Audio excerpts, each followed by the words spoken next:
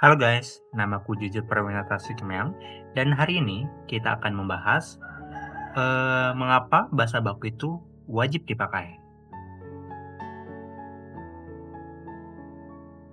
Pernahkah kalian panik saat harus mengirimkan email formal ke atasan atau dosen? Tiba-tiba semua kosakata gaul yang biasa kalian pakai di medsos itu menghilang dari kepala kalian. Kata-kata seperti gue, enggak, dan dapetin itu bisa menjadi terasa sangat awkward dan canggung untuk digunakan.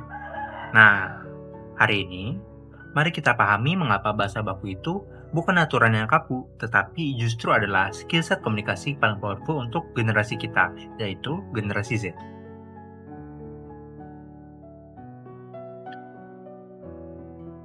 Sekarang coba kita bandingkan dua situasi. Di tongkrongan, percakapan mengalir santai. Gue gabut banget. Dengar-dengar sih, tugas review jurnal ini ntar kita dapetin nilai C doang, karena deadline-nya mepet.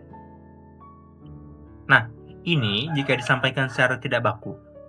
Namun, coba kita lihat versi resminya saat kalian harus melaporkan progres riset. Misalnya, topiknya peningkatan kinerja CNN untuk klasifikasi kanker kulit melalui Bayesian Optimization. Kalian harus menggunakan bahasa yang tepat. Kalimat yang benar adalah, saya merasa tidak produktif. Tugas ini nanti akan kita peroleh hasilnya, disebabkan tenggat waktu yang singkat. Nah, kita akan bahas 5 alasan mengapa ini penting, lengkap dengan sebab dan akibatnya. Yang pertama, kredibilitas instan.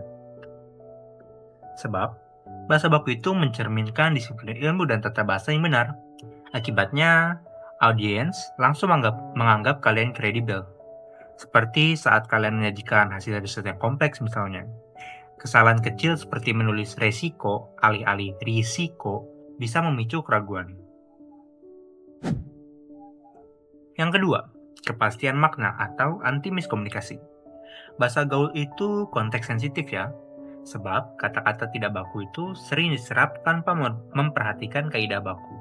Akibatnya, potensi salah tafsir itu semakin meningkat drastis dalam surat resmi, kontrak, atau instruksi teknis. Sekarang bandingkan. Cuma saya yang kerjakan itu memiliki makna berbeda dengan hanya saya yang mengerjakan. Yang ketiga, penguasaan konteks atau flexibility. Sebab, menguasai bahasa baku berarti kalian menguasai register bahasa. Akibatnya, kalian dapat berganti gaya komunikasi dari santai ke formal dengan mulus.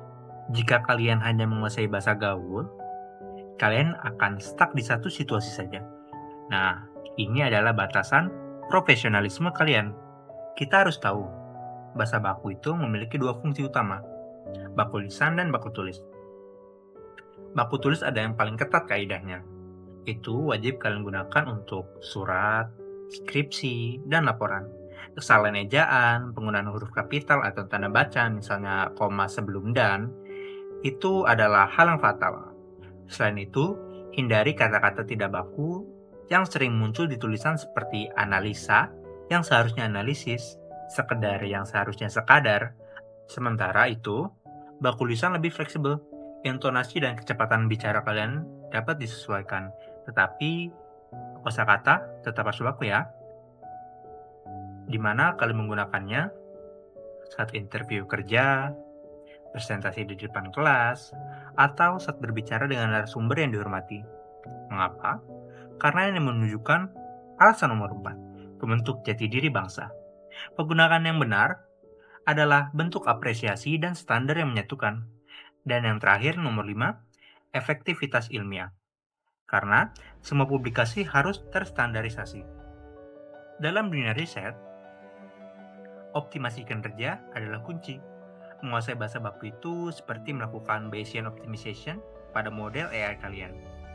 Kalian tidak mau error kan saat testing karena hyperparameter komunikasi kalian tidak optimal? Nah, ketika kalian hanya menggunakan bahasa gaul, kalian membiarkan banyak noise masuk.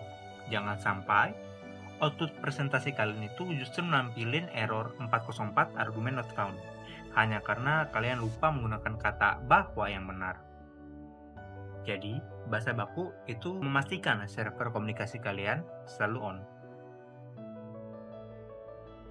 Kesimpulannya, bahasa baku itu flex terbaik generasi Z. Ini akan menunjukkan bahwa kalian mampu beradaptasi di semua level. Ini juga adalah skill yang membedakan kalian. Jadi, mulailah sekarang dengan sadar. Yuk, change diri kalian. Tulis satu kalimat baku terbaik kalian di kolom komentar. Jangan lupa like dan share video ini agar lebih banyak teman kalian yang upgrade skill komunikasi mereka. Sekian dari saya, Jojo Prawinata Stumeang. Sampai jumpa di video berikutnya.